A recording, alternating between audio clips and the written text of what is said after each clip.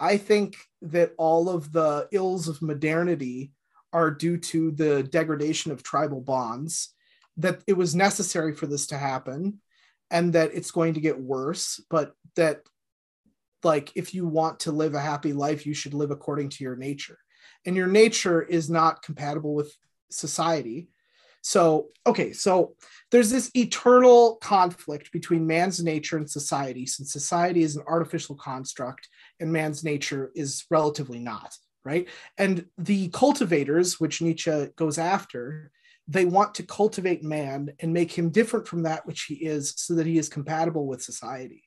When actually, if you were constructing society, you would ask, what is in man's nature, and how do I make society compatible with his nature? So, like, how do you fix Facebook, right? Well, Facebook got fucked up when they stopped letting you interact only with a very small community. It's because they broke Dunbar's number, okay? You started having friends of friends commenting on your shit, and then some guy you don't know is arguing with some other guy you don't know about Right. about religion on a public feed that you have to your grandma.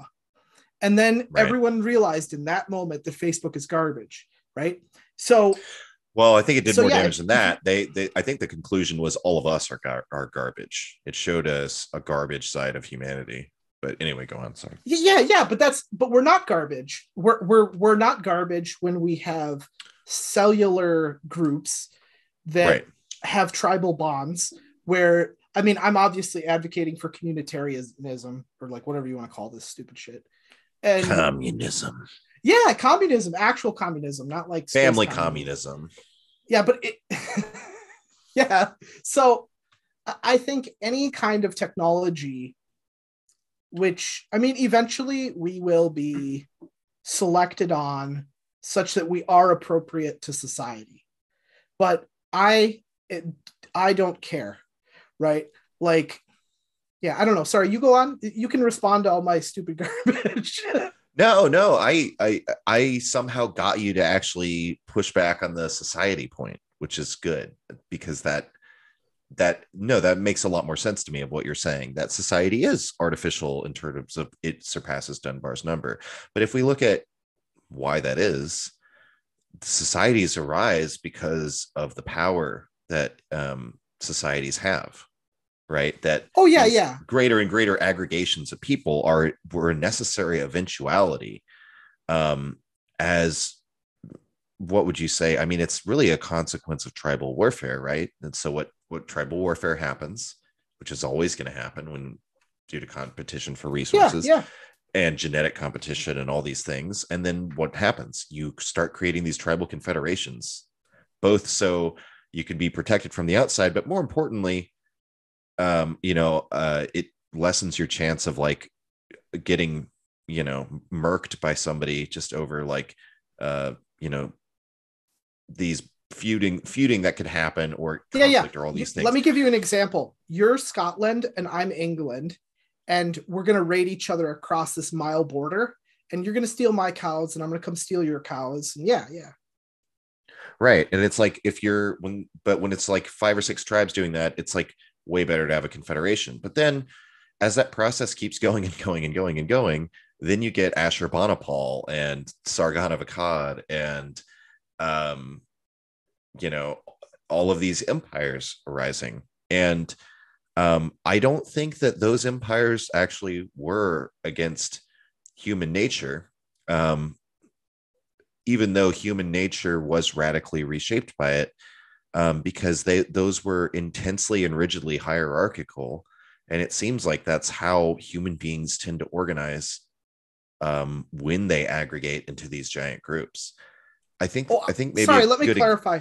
I'm not at war with society. I'm just trying to be a happy red blood cell. I'm not competing with other people trying to be brain cells. Okay. I'm not interested in this competition. I think competition is for losers. Um, I think that the way you go is by not competing. Like, I truly believe that everyone who engages in a Machiavellian shit show is going to be a loser. Mhm. Right, but I mean, you realize, okay, well, okay, hold on. There's something else I was going to say. I don't want to lose, but before I get to that, I mean, those are all of Seneca's great people. Um, and so, and just from the perspective of like what their lives are like, it's probably more thrilling than the life you or I would lead, right? Being some sort of Machiavellian, um, ambitious person in Yeah, 15th yeah. century Florence. I don't know. So I'm not going to knock it, but what I was going to say is, so you have these. Okay, so prior to the rise of these large, multi-state empires, right, where you far exceed Dunbar's number, which has been going on for about 4,000 years. Although now we're like, well, we're orders of magnitude above the scale of societies that existed then. But even then, way went over Dunbar's number.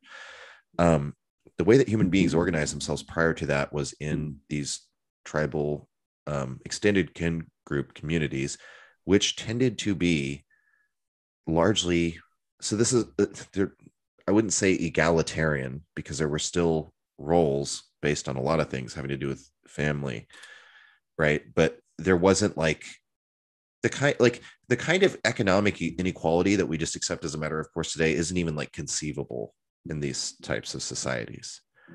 Um, and politically, a lot of decisions are made jointly, and it's where people get the idea of like primitive communism, right? That is true, that happened. The thing is, the only way to functionally organize thousands upon thousands or millions of people is with these hierarchical structures. And so human beings organize themselves in a completely different way. But I would just put the case to you that it's not unnatural. It's the exact same way that there's grasshoppers and there's locusts. They're the exact same insect. But when grasshoppers start swarming, it's like they feel like the touch of another grasshopper against their like, uh, nerves on their legs more than a certain number of times per minute. It starts triggering them to start swarming. And that's what human beings are. We're swarming, right? So, and like physiologically, locusts are different from grasshoppers, and their behavior socially is totally different, right?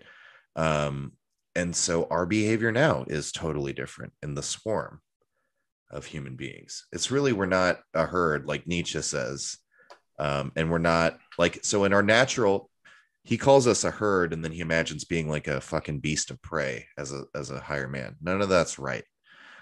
As far as Nietzsche's metaphors go, what it really is that on the smaller level, human beings are pack animals, and on the larger level, we swarm. And I think that that's basically the nature of it. Um, so we're in the swarm, and I understand looking at the swarm and being like, "Oh, that sucks." But I think, I don't know. I'm not going to make an argument for I just, for the swarm. I just gave a very negative view, but I think it's one. It's like it is natural, right? It's not an unnatural thing. Um, Even though we only have 4,000 years of history of us doing it, I think the fact that it happened just shows, well, that I guess that's how human beings behave in large groups.